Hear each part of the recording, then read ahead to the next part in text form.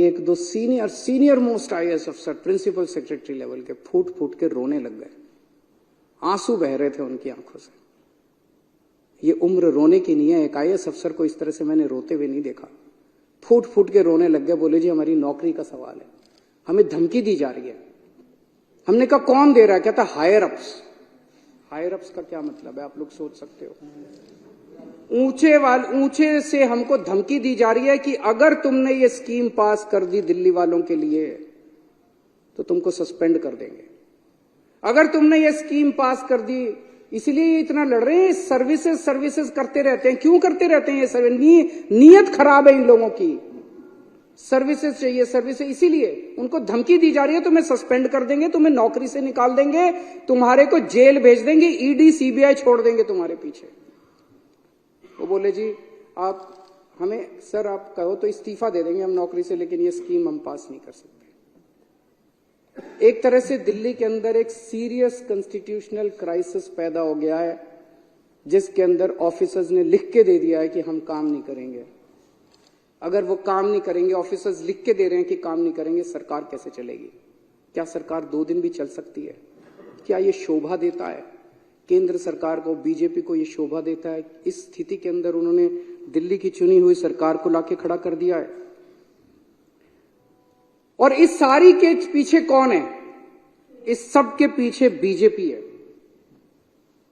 BJP Delhi वालों से नफरत करती है। दिल्ली वाले दुखी होते हैं, बीजेपी में खुशी की लहर दौड़ जाती है। दिल्ली वाले दुखी हैं। दिल्ली वाले बीमार होते हैं, बीजेपी वाले आनंदित होते हैं। दिल्ली को बर्बाद करना चाहते हैं बीजेपी के लोग। जैसा परसों मैंने बताया था किस तरह से इन्होंने 2 महीने के लिए दिल्ली के अस्पतालों की दवाइयां बंद कर दी।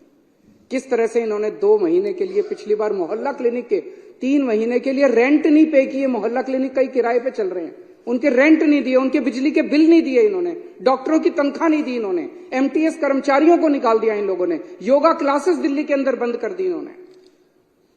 दिल्ली वालों से इतनी नफरत करते हैं ये लोग। और मैं दिल्ली वालों को कहना चाहता हूं, जब तक आपका बेटा जिंदा है, इन बीजेपी वालों के सामने दीवार बन के खड़ा है, बाल बांका नहीं।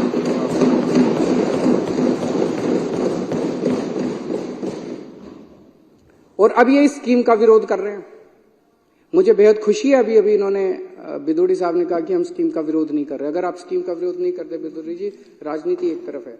आपसे मेरा निवेदन है, आप ही के एलजी हैं, आप ही की पार्टी के हैं, आप एक बार सारे जाके, आप सारा क्रेडिट आपका, मैं लाल किले के ऊपर खड़ा होकर चिल्लाऊंगा जोर जोर से कि बीजेपी वालों ने कराया, वोट बीजेपी वालों को दे देना। मैं बोलूंगा कि बीजेपी वालों ने कराया, वोट बीजेपी, वोट के लिए कर रहे हो और तो कोई कारण नहीं है।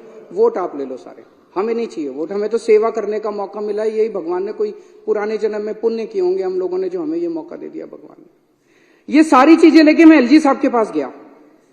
मैंने एलजी साहब को बताया, मैंने कहा एलजी साहब ये धमकी दी जा रही है अफसरों को, उनको कहा जा रहा है कि अगर तुमने खबरदार अगर ये स्कीम पास कर दी तो तुमको बख्शेंगे नहीं। तो एलजी साहब ने कहा कि उनको इसके बारे में जानकारी नहीं है और उनका इससे कोई लेना देना नहीं है, उनको इसके बारे में पता नहीं है।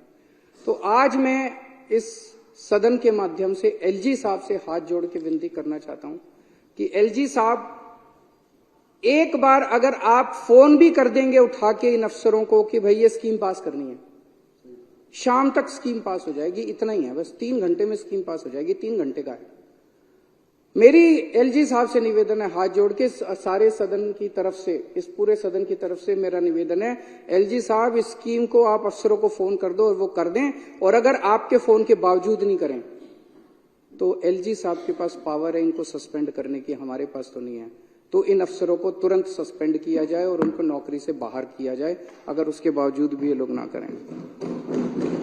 यहां जितने आप लोग बैठे हैं, मेरी आप सब लोगों से निवेदन है, जितने एमएलए बैठे हैं, इन 10.5 लाख परिवारों के घर घर जाना, एक एक के घर जाना आप लोग, और घर घर जाके जनता से कहना कि आपका बिल गलत आया है जी। वो कहेगा हाँ जी आया। बोलो जी ये बीजेपी वाले करा रहे हैं, पर चिंता मत करो, आपका बेटा लगा हुआ है, आपका बेटा आपका बिल ठीक करा के छोड़ेगा। जब तक ठीक नहीं हो जाता बिल भरने की जरूरत नहीं है, हम हैं आपके साथ। कोई बिल भरने की जरूरत नहीं है, कोई चक्कर काटने की जरूरत नहीं है, जल बोर्ड के चक्कर काटना बंद कर दो। केजरीवाल है, आपका बेटा है आपके साथ, घर घर जाना और घर घर जाके इसको करा के आना। और अगर इन्होंने नहीं किया विदुड़ी साहब, हमारे पास कोई चारा नहीं रहेगा। दिल्ली में बहुत बड़ा आंदोलन होगा इसके ऊपर। हमें आंदोलन तो करना आता है, आंदोलन से ही निकले हुए लोग हैं। फिर दिल्ली में आंदोलन होगा, करना तो पड़ेगा।